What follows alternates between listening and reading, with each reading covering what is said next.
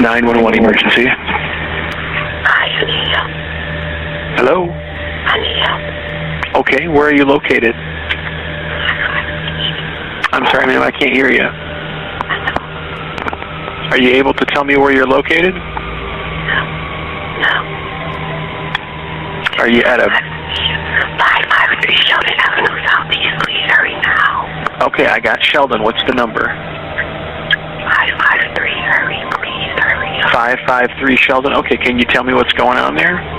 Can you just hurry up, please? I'm gonna die. You're trying to kill me. You already killed my family. You need to hurry up, please. Okay, ma'am, I'll start the police that way. Can you tell me what your name is? Keyona. Who's the person who's causing trouble there? Please hurry up. Please hurry up.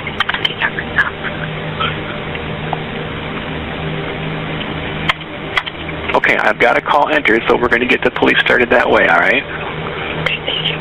Can you tell me what room of the house you're in? On the morning of March 13th, 2019, just before 10:30, a Grand Rapids, Michigan dispatcher answered a call that would haunt an entire department. On the other end was a young woman, barely audible, pleading for someone to hurry. She would only give one name, Keyona. She could not say clearly where she was hiding, and when the dispatcher asked what was happening, she said only that someone was trying to kill her and that he had already killed someone else in the house. The address the dispatcher pulled up was 553 Sheldon Avenue Southeast. Officers were dispatched immediately. Keyona begged the dispatcher to hurry, her voice dropping in and out as though she were terrified of being heard by someone else in the home. Then the line went quiet.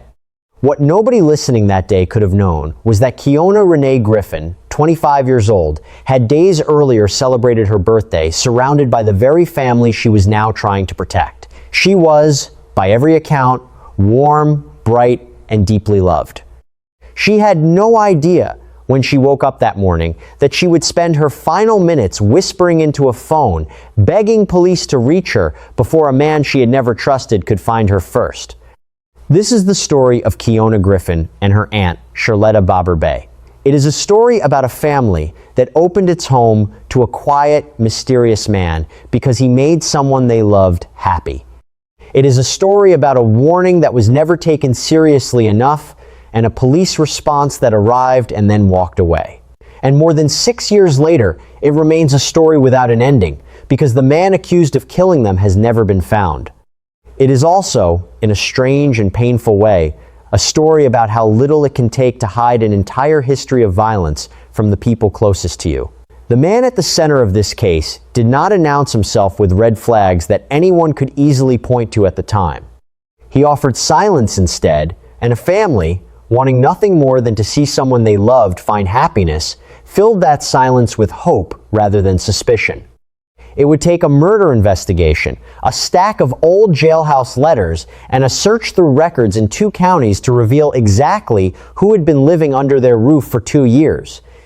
Before we go further, it is worth sitting with what Keyona did in her final minutes. She did not run blindly out the front door. She did not scream for help in a way that might have given away her position. She found a phone, found a way to whisper into it, and tried to get her family's address into the hands of the people who could save her, even while, by every indication, terrified for her life. That she did not survive the wait for help to arrive is one of the most painful parts of this case, and it is a detail her family has never been able to set aside. To understand what happened inside 553 Sheldon Avenue Southeast, it helps to understand who lived there. The house belonged to 64-year-old Cherletta Baber-Bey, a grandmother who had built a home that welcomed her extended family without hesitation. Living with her was her daughter, Cherletta Baber-Bey, then in her mid-40s, described by everyone who knew her as quiet, reserved, and gentle to the point of shyness. Cherletta avoided crowds and preferred the company of the few people she trusted. Keyona, Jacqueline's granddaughter, moved in with her grandmother and aunt at some point before the murders. She was closer to her aunt than almost anyone in the family, and the two shared a bond built on the kind of patience it takes to understand someone as private as Cherletta. Keyona's parents, Anna and Johnny Griffin, and her brother, Sanford Cummings II, remained close to her throughout her life, and by every description, she gave as much love to her family as she received. For most of her adult life, Cherletta had never had a serious relationship.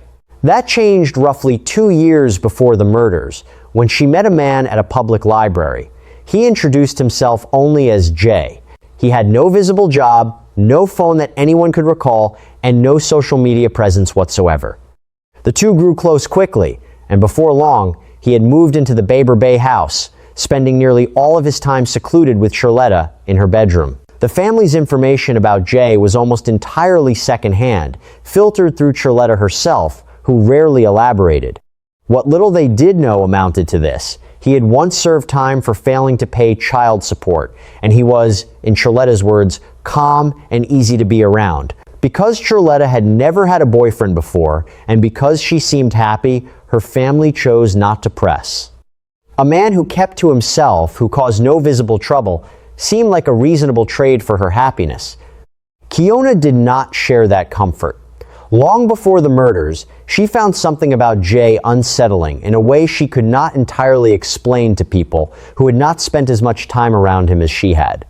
She sensed a darkness that clashed with her aunt's gentle nature, but she also did not want to be the one to disrupt her aunt's newfound happiness. Rather than confront the issue directly, Keyona began quietly making plans to move out of the house herself. She never got the chance to act on them. Those who knew Keyona best describe her as the opposite of Jay in almost every way. Where he was withdrawn and unreadable, she was described as vibrant, bubbly, and full of promise. A young woman who lit up a room rather than faded into its corners. Much of her educational path and her personal milestones were kept largely private, shared mostly within the family rather than broadcast outward. But everyone who did know her agreed on the same thing. She carried a warmth that people noticed immediately. That warmth extended in every direction of her family tree. She was close with her parents, Anna and Johnny Griffin, close with her brother, Sanford, and close with her grandmother, Jacqueline, whose house had essentially become a second home for her even before she moved in permanently. It was precisely because of how tightly she was woven into that household and how much time she spent under the same roof as her aunt's boyfriend that her instincts about him carried real weight, even if she chose not to act on them louder than she did. She was, in the truest sense, the family member positioned to see Jay most clearly, for better and for far worse. It is also worth noting how ordinary the arrangement looked from the outside. A grandmother, her adult daughter, her granddaughter, and the daughter's boyfriend, all sharing one house, is not an unusual family structure. Neighbors along Sheldon Avenue Southeast had no particular reason to view the home with suspicion. By every outward appearance, this was simply a family taking care of each other, the kind of household arrangement that plays out on countless streets in Grand Rapids and beyond. The horror of what was actually unfolding inside was invisible from the sidewalk. The man calling himself Jay presented almost nothing to the family that could be verified. No workplace, no circle of friends, no digital footprint. In hindsight, that absence of information was not simply shyness, it was concealment, and it would take investigators months to understand exactly how deliberate it was. At the time of the murders, this near-total mystery was treated by the family as merely another feature of two introverted people who had found each other. Cherletta was not the type to socialize outside the home, and Jay, by everyone's account, matched her in that respect. When two quiet people fall for each other and keep to themselves, family members are often inclined to read it as compatibility rather than warning. But there were signs, even if they were only recognized after the fact. Jay's only documented brush with the law that the family knew of was the child support case, which on its own seemed minor, even sympathetic. What the family did not know was the far more violent history hiding behind that single data point, a history that would only surface once police began digging through his real identity in the aftermath of the murders. What is clear, looking back, is that the version of Jay the family met was curated. He offered just enough biographical detail to seem harmless and mysterious in equal measure, never enough to be checked. It is a pattern investigators would later recognize as consistent with a man who had spent years moving between identities and between the lives of women who, like Cherletta, believed they had found someone gentle underneath the silence. There is also something worth noting about the specific way Jay chose to present himself. He did not claim an elaborate false biography, a fake job, or an invented family of his own. He simply offered almost nothing and let the people around him fill in the rest with their own generosity of interpretation. A man without a phone can be read as simple and old-fashioned rather than evasive. A man without a job can be excused if he seems devoted to his partner. A man who never leaves the bedroom can be read as shy rather than controlling. Each individual absence was small enough to explain away. It was only the sheer accumulation of them, stacked over 2 full years, that should have raised more alarm than it did. Looking back, investigators would come to see this pattern as central to understanding how Brown operated. He did not need to lie extensively because the people around him were doing the work of constructing a benign explanation on his behalf. It is a dynamic that shows up again and again in cases involving controlling or abusive partners. Family members, wanting to believe the best about someone their loved one cares for, often supply the missing context themselves, filling gaps with kindness rather than caution. On the morning of the murders, Cherletta Baber-Bey left for work at around 8 o'clock. Before she walked out the door, she later told investigators that both her daughter, Cherletta, and her granddaughter, Keyona, were alive, well, and behaving completely normally. There was nothing in that final glimpse of her family that suggested anything was wrong. Sometime after Jacqueline left, investigators believe Keyona witnessed something no one was meant to see. According to the case built by detectives, Keyona came upon Jay in the act of killing her aunt. In an instant, the quiet unease she had carried about him for 2 years was confirmed in the worst possible way, and she understood that she too was now in danger. She fled to hide somewhere inside the house, and at some point before 10:30 that morning, she found a way to call 911. The call was fragmented and desperate. She could barely speak above a whisper, clearly terrified that any sound might give away her location to the man she believed was hunting her through the house. She managed to communicate that someone was trying to kill her and that someone had already been killed before the call was lost. Roughly 7 minutes after the call ended, 3 Grand Rapids police officers arrived at the address. What happened next, captured on their body cameras, would become one of the most scrutinized police responses in the department's history. It is worth pausing here on just how little time Keyona had. Her aunt's boyfriend of 2 years, a man she had lived beside, eaten meals near, and quietly worried about, had in an instant become the person she most needed to hide from inside her own home. Whatever plans she had been making to move out, whatever patience she had shown in not wanting to upset her aunt's happiness, none of that mattered anymore. In the space of a single morning, her worst instincts about Jay were confirmed in the most violent way imaginable, and she had to make a series of split-second decisions about where to hide, whether to make noise, and how to get help without being heard.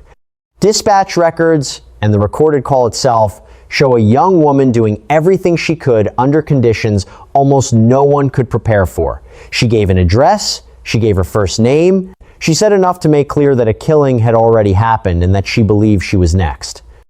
Given how difficult it clearly was for her to speak at all, every fragment she managed to communicate carried enormous weight that would later become central to the family's questions about how officers interpreted or failed to interpret what they heard.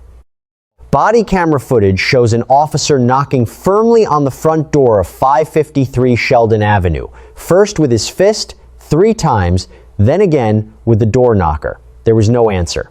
He tried the handle. It was locked. The officers did not simply walk away after the first attempt. One went to a side door and found it locked as well, though he was able to peer through a nearby window and saw only an empty dining room, nothing that suggested danger. Another officer circled to the back of the house and returned reporting that she had found nothing unusual there either. Dispatch attempted to reconnect with the caller, but she did not pick up. Unsurprising given how difficult it clearly had been for her to make the call at all. With no answer at the door, no sounds of distress, and no way to reach the caller again, the officers began to consider an alternative explanation. Body camera audio captured one officer raising the possibility that this was what is sometimes referred to internally as a call involving a person in mental health crisis rather than a home invasion or a violent crime already in. Progress. They returned to the front door one final time, still received no response, and after a total of 3 minutes and 42 seconds on scene, they left. To be fair to the officers involved, the house genuinely offered them very little to go on in that moment. There was no visible forced entry, no sounds of a struggle audible from outside, no injured person crawling toward a window, nothing that met the kind of immediate, visible emergency that legally justifies forcing open a locked door without a warrant. From a strictly procedural standpoint, a quiet, locked house with no response is a common and usually harmless outcome of a 911 call, and officers respond to many calls that turn out to be nothing at all. But the family has never accepted that explanation as sufficient, and it is easy to understand why. Inside that quiet, locked house were two women, one already dead and one hiding for her life, close enough to the door that any sound from outside might have reached her, and far too frightened to answer it herself. The 3 minutes and 42 seconds officers spent on scene would become, in the years since, a number the family returns to again and again, a measure of just how close help came without arriving in time. The prosecutor overseeing the case has since defended the response, arguing that officers followed proper protocol and lacked the legal grounds, known in policing as exigent circumstances, to force their way inside a locked residence based on what they could observe from outside. Whether that legal standard should have been met given what dispatch had already relayed from Keyona's call remains, to this day, one of the most contested aspects of the entire case. Almost exactly 2 hours after officers left the scene, Grand Rapids emergency dispatchers received another call from the same address. This time, the caller was Keyona's brother, Sanford Cummings II. He had stopped by the house on his way to work, as he often did, planning to continue on afterward to his grandmother's home. Instead, he found his sister lying in a pool of her own blood. His call to 911 was raw with panic. He described her as unresponsive, unclothed, and covered in blood, and told the dispatcher he believed she had been stabbed, though he had no way to confirm the extent of her injuries. And you said that there's blood everywhere? There's blood everywhere. Did she cut herself or try to commit suicide? I don't know. She's doing her job and she's patient. Ma'am, I need to know what's going on there. Tell me what's going on. Her brother, I don't know. She's naked. I usually stop over here before I go to work to my granny's house, and her friend was over here outside and came in, and I didn't even come upstairs. Her friend did, and she here naked, blood everywhere, please. Okay. Keyona! All right. How old is she? She's 20. She born in 94. Okay. 94. She's about 20. All right, I need She's to... not moving, Keyona! Ma'am, they're on the way. I need to ask you, is she breathing? Ma'am, is she breathing? I'm not a ma'am. No, I'm her brother. Okay. I don't know. I'm not a doctor. Please come home. They're on their way there. He begged for help to arrive quickly, uncertain whether his sister was even still breathing, staying on the line as instructed while police and medical responders were dispatched. When officers arrived, they discovered that Keyona had in fact been shot, not stabbed, 5 times in her upstairs bedroom. As they moved through the house, they found a second body. Cherletta Baber-Bey had been shot in the back of the head while lying in her own bed under a blanket, apparently unaware that anything was wrong. An iPad was still propped beside her, still playing, earbuds still in her ears. She had not seen or heard the moment that ended her life. 2 members of the household were dead. Jacqueline Baber-Bey, upon learning what had happened in the house she had built her family's life around, was left devastated. And the man, known only as Jay, was nowhere to be found. For Sanford, the discovery would remain one of the defining traumas of his life. He had not been called to the scene by police or by any warning sign from the outside of the house. He had simply stopped by on an ordinary morning, expecting nothing more unusual than a quick visit before work, and instead walked directly into the aftermath of a double homicide. His voice on the call captures the specific, disorienting panic of someone trying to answer a dispatcher's calm, procedural questions while looking at a scene his mind had no way to process, uncertain even of basic facts like whether his sister was still breathing. The contrast between the two crime scenes told investigators something important about the killer's state of mind that morning. Keyona's death, 5 gunshot wounds in an upstairs bedroom, suggested a violent, frantic struggle, consistent with someone who had been discovered and who fought or fled before being caught. Cherletta's death, a single shot to the back of the head while she lay peacefully watching a show on her iPad, suggested the opposite: calculation, surprise, and an assailant who wanted no confrontation at all with the woman he claimed to love. Whatever affection Cherletta believed the two of them shared, it did not stop him from ending her life without giving her the chance to see it coming. With a killer at large and almost no verified information about his identity, investigators turned to physical evidence. Hours after the murders, a detective searching an alley northwest of the house found a nearly new box of ammunition missing at least 6 rounds, sitting beside a bag containing a 9mm high-point pistol. Ballistics testing later matched that weapon to shell casings recovered from the murder scene. It was a critical break, but on its own, it did not reveal who Jay actually was. The answer came from inside Cherletta's own bedroom. In her dresser, detectives found an empty box for the same model of high-point pistol, its interior stuffed not with a firearm, but with men's clothing. Crucially, the box still carried the gun's serial number and its original purchase permit, which listed the name of the woman who had bought it. When investigators ran her name, 2 records surfaced. First, she had reported the very same gun stolen back in 2017. Second, the following year, she had filed harassment complaints against an ex-boyfriend who had subjected her to threatening calls and texts, an ex-boyfriend who used the name Jay. The timeline lined up precisely with when the gun disappeared and when Jay entered Cherletta's life. According to that earlier complaint, the same controlling, commanding behavior that had frightened one woman years before had simply moved on to another household, this time ending in murder. The final piece came from a shoebox on the top shelf of Cherletta's closet, filled with old letters sent from jail. They were addressed to her, and each one was signed with the initial J. But inside, the author explained that his real name was Derrell, and that he simply went by that shortened nickname. When police ran that name through their systems, the picture of the man calling himself Jay began, for the first time, to come into full, disturbing focus. It is worth appreciating how much careful, unglamorous police work went into that single breakthrough. There was no confession, no witness who could identify him by his real name at the outset, and no digital trail to follow, given that he apparently avoided phones and social media almost entirely. Investigators had to work backward from physical objects: a discarded gun in an alley, an empty box hidden in a dresser, a stack of letters tucked away on a closet shelf. Each object on its own told only part of the story. Together, they built a chain connecting a stolen firearm from 2017, a harassment complaint from the following year, and a set of jailhouse letters into a single, cohesive portrait of the man the family had known only as Jay. That the crucial evidence was found inside Cherletta's own bedroom, evidently kept by her, adds a quietly tragic dimension to the investigation. Whether she kept those letters out of affection, out of habit, or simply because she never expected to need to hide them from anyone, they became the very thing that ultimately unmasked her killer. The man's full name was Derrell Demon Brown.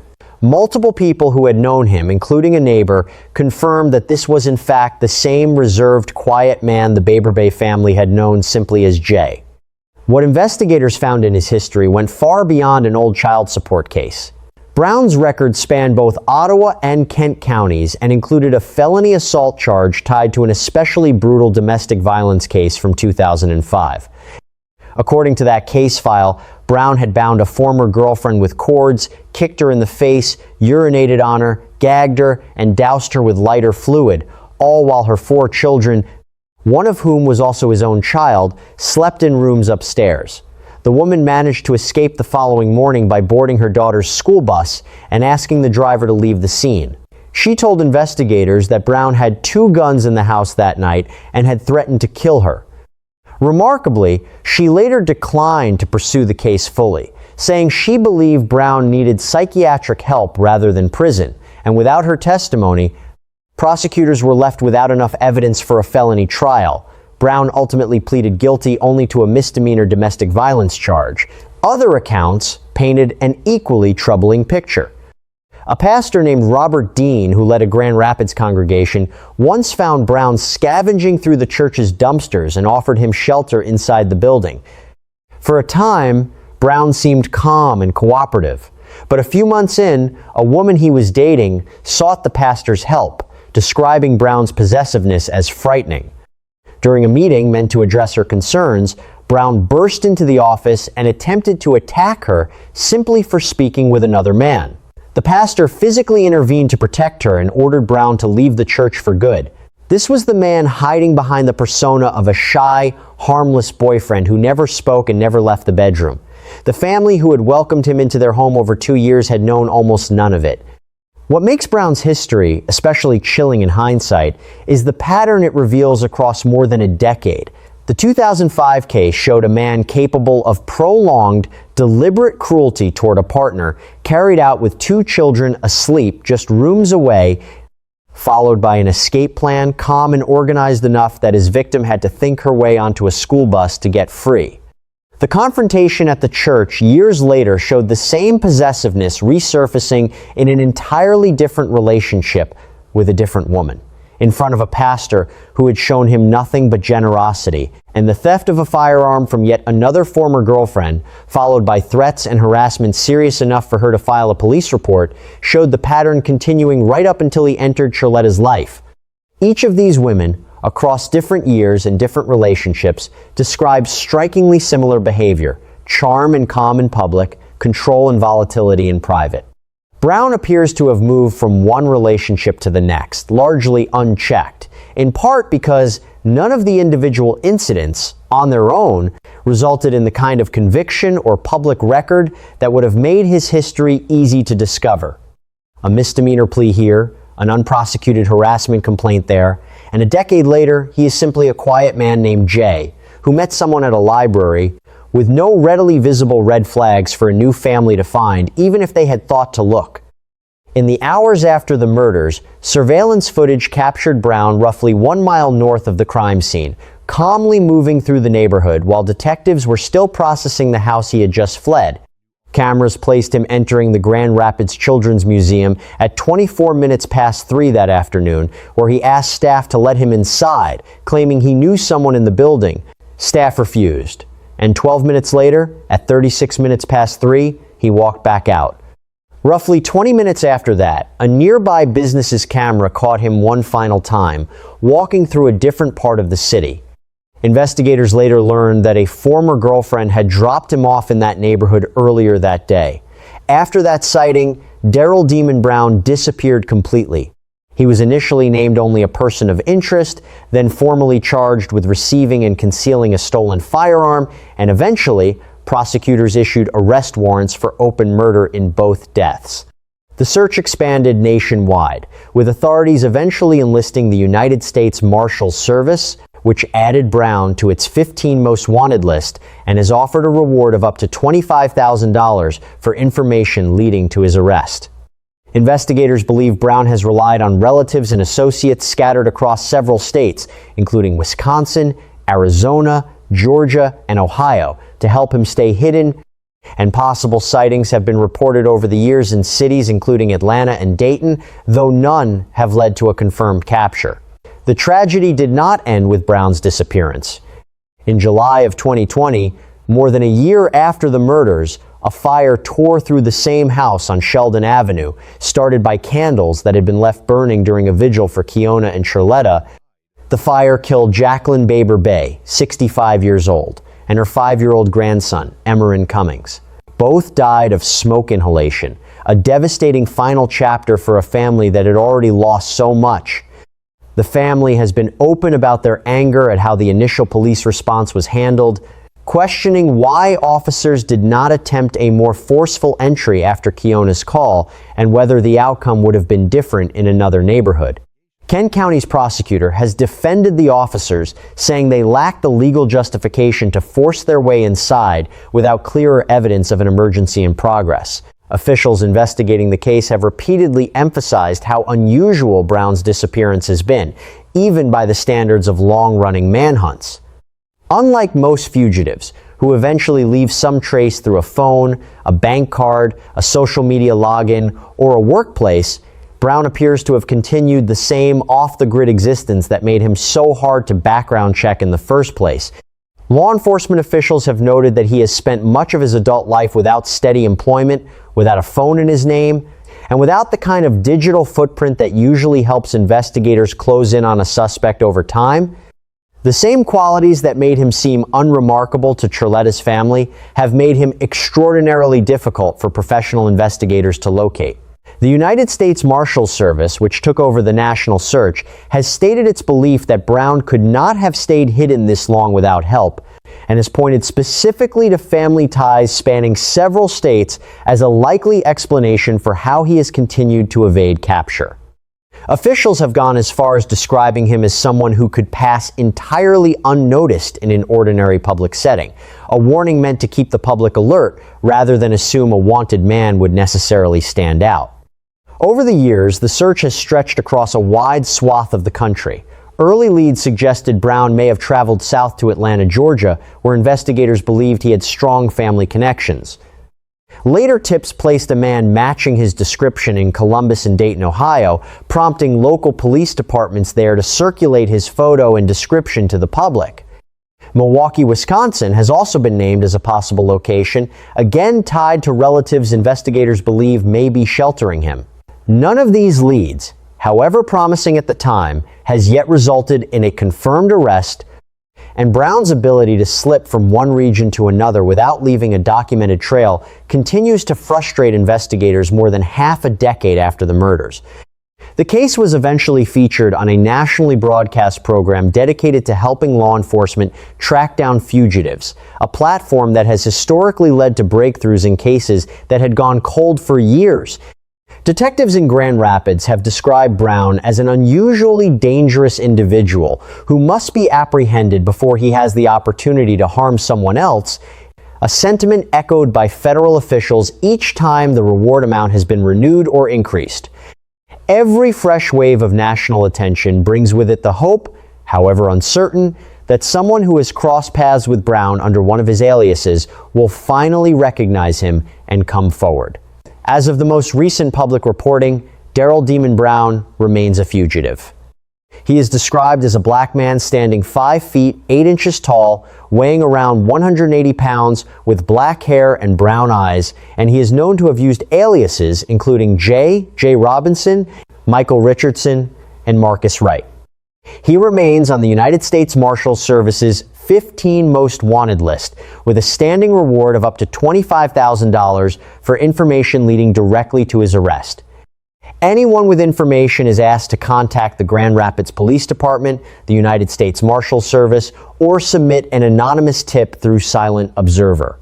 For Keyona and Cherletta's family, the years since have brought no resolution, only additional grief layered on top of the original tragedy.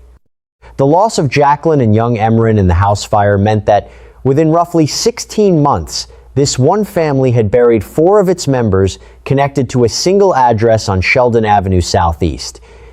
What remains constant through all of it is the family's insistence that the man responsible for where it all began has not been forgotten, and their continued hope that someone, somewhere, recognizes him before he can hurt anyone else. The family's grief has also, over time, evolved into public advocacy. They have spoken to local news outlets, appeared in nationally syndicated segments about unsolved crimes, and pushed to keep Keyona's and Cherletta's names circulating years after most news cycles would ordinarily have moved on. Their persistence appears to be part of why the case caught the attention of a national manhunt program and why the reward for information has climbed over time as federal authorities became more directly involved. Every renewed wave of media attention, every new poster distributed in a new city, exists because a family refused to let two names fade into the long list of unsolved homicides that quietly accumulate in departments across the country. It is also worth remembering how ordinary the beginning of this story was. A woman meets someone at a library. He seems shy. He seems kind enough. Her family, wanting only her happiness, decides not to press too hard on the things they do not know about him. None of that, on its own, is unusual, and none of it would typically be read as a warning sign severe enough to intervene. That is precisely what makes this case so unsettling to revisit. The signs that something was deeply wrong were not loud or obvious in the moment. They were quiet, easy to explain away, and only became legible in hindsight after it was already too late to act on them. There is a broader lesson here that extends well beyond this one house on Sheldon Avenue, one that domestic violence advocates have long tried to communicate to the public. Controlling behavior does not always look dramatic from the outside. It can look like a partner who never leaves the house, who has no friends of his own, who has no independent presence in the world beyond the person he is with. Isolation, whether imposed or simply allowed to happen, can be one of the quietest and most dangerous warning signs a family can miss, precisely because it so easily gets mistaken for simple introversion or devotion. Until Derrell Demon Brown is located and brought before a court, the full truth of what happened inside 553 Sheldon Avenue Southeast on the morning of March the 13th, 2019 will remain incomplete. What is not in question is the outcome. Two women, a grandmother and her niece who loved each other fiercely, lost their lives because one of them saw something no one was meant to see and made a desperate, whispered call for help that arrived just minutes too late to save her. Their story continues to be told, not because the case has been solved, but precisely because it has not, and their family remains determined that it never simply disappears into silence, the same silence Derrell Demon Brown has used to stay hidden for more than 6 years.